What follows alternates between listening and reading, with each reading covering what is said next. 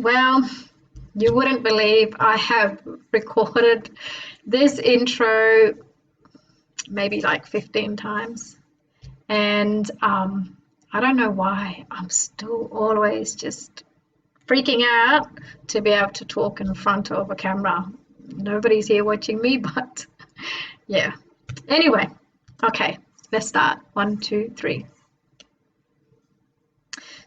So this video that I'm posting today is a video presentation assignment for sociology. I am looking at the sociology of family life with a particular focus on Aboriginal family life within the Australian context. Now, I had to take out so much content from the video because the requirements for the assignment, the assessment, was that it could be no longer than 5 minutes. So I've tried to do my best to get as close to that, but by doing that, I've had to remove so much. Aboriginal family life is very complex. There's so much information in there. So I really, really hope I've managed to be able to get enough information in there that does it justice and provides a basic overview of it. And please note that it would be very basic. There's so much more to do with it. If you're Aboriginal Australian, I would love for you to be able to provide me some feedback, whether or not anything in the video has resonated with you, whether you agree with the content I've reported from research in the video, or whether or not you actually have conflicting views towards pretty much what I've reported in there derived from academic research. I would love any and all types of feedback, so I'd very much welcome that. Otherwise, I hope you guys enjoy. Thanks.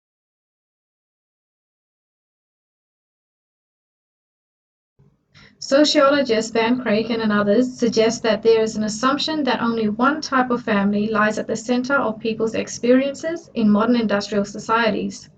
And many textbooks and research papers would refer to this as being the nuclear family. Mum, dad, 2 kids. Yule and others describe the ideal of or image of the nuclear family hasn't always existed, and today there are many other family structures. There are blended. But what about family structures that have always existed, but may not have necessarily fitted into the westernized concept of family dynamics? In this presentation, I want to focus on one of those family structures. I am going to explore with you the Aboriginal family life. What is Aboriginal family life? And if we are thinking about sociology, where does it fit? In contemporary times, the Aboriginal family structure is mostly referred to as an extended family. Aboriginal family systems very much influence and form the functioning of the broader social systems within Aboriginal communities. These systems also place a very big emphasis on family responsibilities, such as caring for the sick and old, protection, and so on. A sociological approach to Aboriginal family life could be argued as that of a consensus approach to some degree, or fall under functionalism. As Child Family Community Australia reports that Aboriginal kinship relations reflect a complex and dynamic system that is not captured by existing non-Indigenous definitions of family. The kinship system is explained by the Central Land Council as a feature of Aboriginal social organisation and family relationships, a complex system that determines how people relate to each other and their roles, responsibilities and obligations in relation to one another, ceremonial business, and land. Further stating that the kinship system also determines who marries who, ceremonial relationships, funeral roles, and behaviour patterns with other kin. It is also highlighted that while Aboriginal kinship systems may share some of the same basic principles, they are not all the same, and growing numbers of Aboriginal families no longer practice the kinship system at all. So why is this? Van Kraken states that much of the traditional family systems has been changed, sometimes dramatically, by contact with European culture and social institutions, often by the deliberate intervention of white Australian state agencies and religious bodies. Some deliberate interventions that may have had severe negative effects on Aboriginal family life were the stolen generation policies, including the assimilation policy.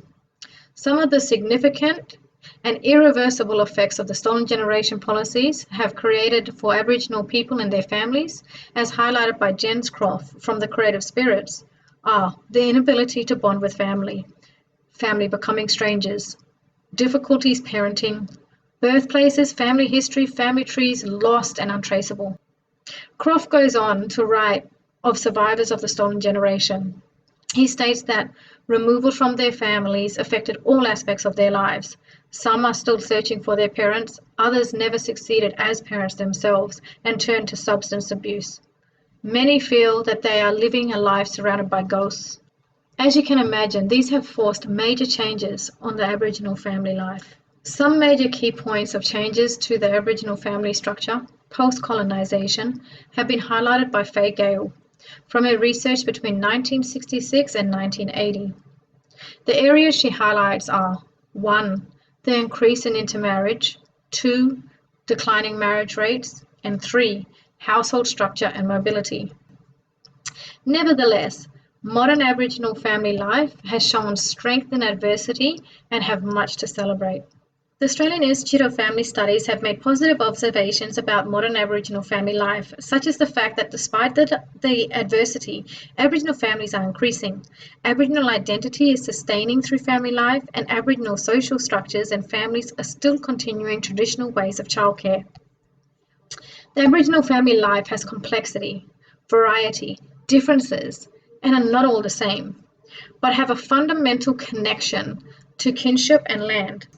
By developing our knowledge around family sociology, we can become more sophisticated in our awareness of diverse family structures and how normalizing one and excluding others can create disadvantages for different people and groups. There are strengths in different family structures, and the nuclear family, although common, is not the center of everyone's experience. Excluded family structures require acknowledgement in the broader Australian society in order to include and support these families correctly, appropriately, and effectively. Thank you.